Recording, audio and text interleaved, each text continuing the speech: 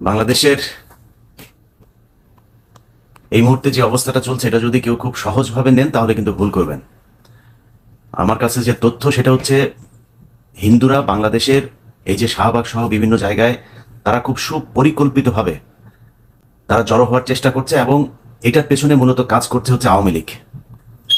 আওয়ামী লীগ হিন্দুদের নামে হিন্দুদের ব্যানারে তারা জড়ো হবার চেষ্টা করছে এবং একটা বিশৃঙ্খলা তৈরি করার চেষ্টা করছে। সেখানে আপনারা দেখবেন এখন মানে এই গত 4-5 দিনের যে খবর, একটা দল তারা এরই মধ্যে আপনার কোন গার্মেন্টস কে খাবে কোন দোকান কে খাবে এগুলো নিয়ে নাকি কামড়াকামড়ি শুরু করে দিয়েছে।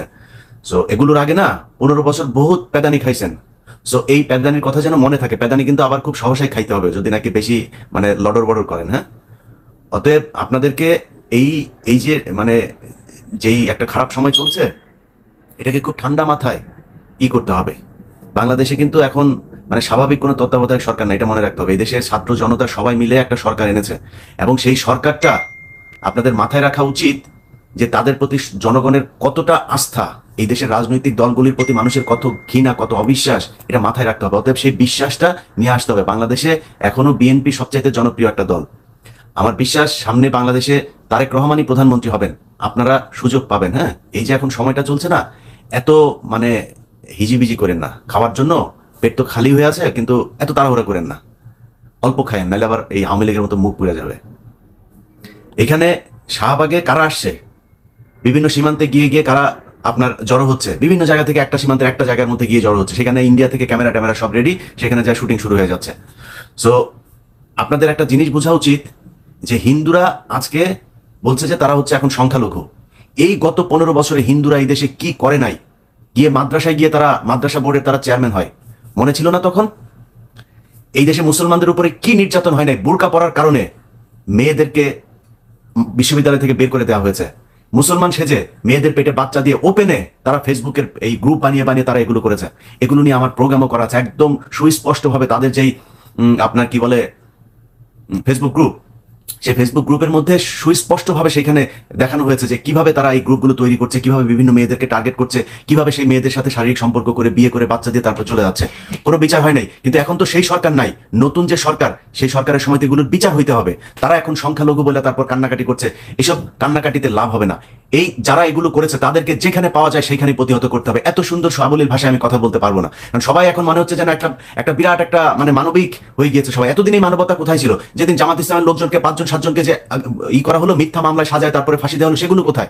111-এ যখন এই দেশে সরকার আসে তখন ফালুর বাসায় এটা পাওয়া গিয়েছে, অমুক নেতার বাসায় এটা পাওয়া গিয়েছে, তারেক রহমান এই করেছে, হাওয়া ভবন এই করেছে, এসব নিয়ে দিনের সকাল থেকে রাত পর্যন্ত নিউজ দেখতাম। এখন সেই নিউজ কোথায়? সো বিএনপিকে মাথায় রাখতে হবে, এক টেলিভিশন নিয়ে 3 জন কারাকারি না করে ওই টেলিভিশনে যেসব সাংবাদিকরা ছিল এখনো পর্যন্ত চ্যানেলের সময় আপনার টকশো করে, কিভাবে সম্ভব? ওই ইয়ের সময় টেলিভিশনে খান মোহাম্মদ রুমেল যারা কিনা বিএনপি নেতাদেরকে ডেকে নিয়ে নিয়ে তারপর অপমান করতো, অখিল পোদ্দার এখনো বাংলাদেশে স্বাভাবিকভাবে ঘুরে বেড়ায় কিভাবে?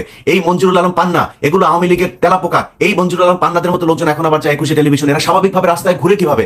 2 দিন আগেও এই মঞ্জুরুল আলম পান্না আমাদের কনক সারোয়ার আমাদের বিরুদ্ধে তারা ফেসবুকে পোস্ট দেয়। কোন টেলিভিশন যদি মঞ্জুরুল আলম পান্নাকে নেয়, সেই টেলিভিশনের মালিক, সেই টেলিভিশনের প্রশাসন যারা যারা আছে তাদের বিরুদ্ধে অবস্থান নিবে, আগে বলে রাখলাম।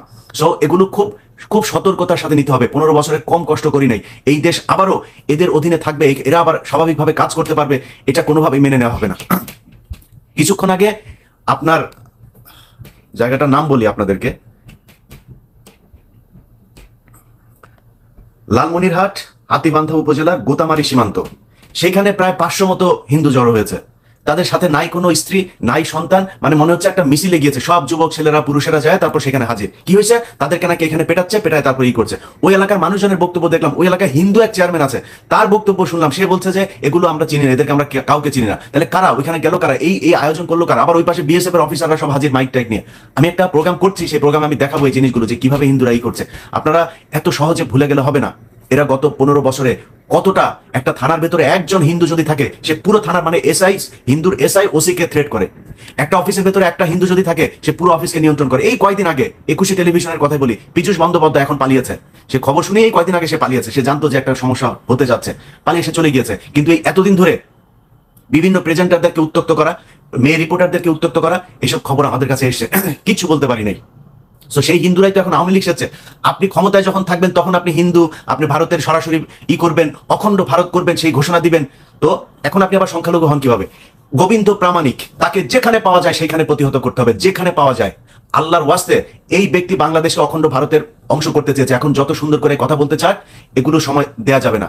আমার যে কষ্ট, আমার চাইতে বেশি কষ্ট এই ভারতের কারণে, এই হিন্দুদের কারণে আপনারা এখানে মানে সহ্য করেছেন। অতএব আপনাদেরকে এগুলো প্রতিহত করতে হবে। গোবিন্দ প্রামাণিককে খুব সহসা তাকে আইনের আওতায় আনতে হবে রাষ্ট্রদ্রোহিতার অভিযোগে, কারণ সে বলেছে প্রকাশ্যে, সেটার ভিডিও আছে, যে আমাদের এটা হচ্ছে তাদের পবিত্র কি মাটা, তাদের নামটাম বললো, বলে এটা আমার এই সে হরিশঙ্করদের দেশ, অতএব এটা অখণ্ড ভারত এবং মোদী আমাদেরকে হেল্প করবে। গোবিন্দ প্রামাণিককে যেখানে পাওয়া যায় সেখানে প্রতিহত করতে হবে। আবারও বলছি, এই বদমাইশ হচ্ছে হিন্দু মহাজোট, হিন্দু যুবজোট, হিন্দু ছাত্রজোট, এই সবগুলো সংগঠন সে তৈরি করছে। আপনাদের মনে করার কোনো কারণ নাই আওয়ামী লীগ হিন্দু সব পালিয়ে গেছে। আওয়ামী লীগের কেউ পালাইতে পারে নাই, হিন্দুও পালাইতে পারে নাই। আওয়ামী লীগের সব মানে 80% আওয়ামী লীগের নেতা টেতা বিভিন্ন প্রশাসনে যারা ছিল সব ক্যান্টনমেন্টে আটক আছে। সো তাদেরকে হয়তো সেনাবাহিনী ঠিক ঠান্ডা একটা সময় হলে পুলিশের কাছে ছাড়বে। তাদের নিরাপত্তার কারণে তাদেরকে এখন ছাড়া হচ্ছে না। তাদের আম্মু কিন্তু তাদের কাউকে বলে না এই যে অবস্থা। শেখ হাসিনা কিন্তু নিজের পরিবারটা নিয়ে আর কাছের কিছু লোকজন নিয়ে সে ভেগে গিয়েছে, কাউকে এই ঘোষণাটা দেওয়া যায় নাই, একটা ফেসবুক পোস্টও করে নাই যে এরকম পরিস্থিতি তোমরা যে যার যার মতো নিরাপদ স্থানে চলে যাও। সবাই আটক আছে।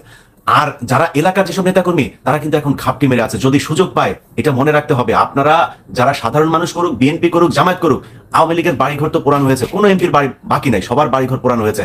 তারা সুযোগ পাইলে আপনাদের কি করবে একটু মাথায় রাখতে হবে। সেটা মাথায় রেখে তারপরে এই যে স্বাধীনতা অর্জন হয়েছে সেই স্বাধীনতাটাকে রক্ষা করতে হবে, এটা মনে রাখেন। হিন্দুরা এখন যতই সুন্দর করে সাজুক, তারা হচ্ছে গিয়ে আমি আমার ভিডিওতে পরে আমার অবস্থানটা আমি পরিষ্কার করি, আমি সাধারণ হিন্দুদের বিরুদ্ধে না। কোনো মুসলমান হিন্দু খ্রিস্টান বৌদ্ধ এরকম আলাদা করতে পারে না, তারা করেছে।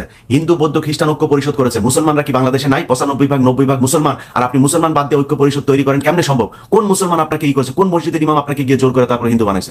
আমি নিজেও সেটা সমর্থন করি না, যদি কোনো হিন্দুকে শুধু হিন্দু হবার কারণে তার উপরে কোনো নির্যাতন করা হয়। কিন্তু আপনি আওয়ামী লীগ করবেন, আবার দুই দলের সময় আপনি সমানভাবে সুযোগ নেবেন, আর যখন আওয়ামী লীগ আসবে তখন আবার এই রাষ্ট্র ভেঙে তারপর ভারতের সাথে যুক্ত হওয়ার জন্যই করবেন। আমার এই ইউটিউব চ্যানেলে সেই প্রোগ্রাম আছে, মেয়েদেরকে পেটে বাচ্চা দিয়ে ভেগে যাও। এই তাদের যে হিন্দু মহাজোট, যুবজোট যা যা আছে, এগুলোতে আপনার সেই আমাদেরই একজন, আমি সেখানে তাদের গ্রুপে অ্যাড করিয়েছিলাম হিন্দু পরিচয় দিয়ে। তাদের যে চ্যাট, এক একজনের চ্যাট, গাজীপুরে যাও, গাজীপুরে গার্মেন্টস গুলোতে মেয়েদেরকে সহজে পটানো যায়, সেখানে গিয়ে তারপরে তারা মুসলমান সাজে, মুসলমান এক নাম দিয়ে তারপরে হিন্দু মেয়ে, এই মুসলমান মেয়েদের সাথে তারা প্রেম করে তারপরে পেটে বাচ্চা টাচ্চা দিয়ে চলে আসে।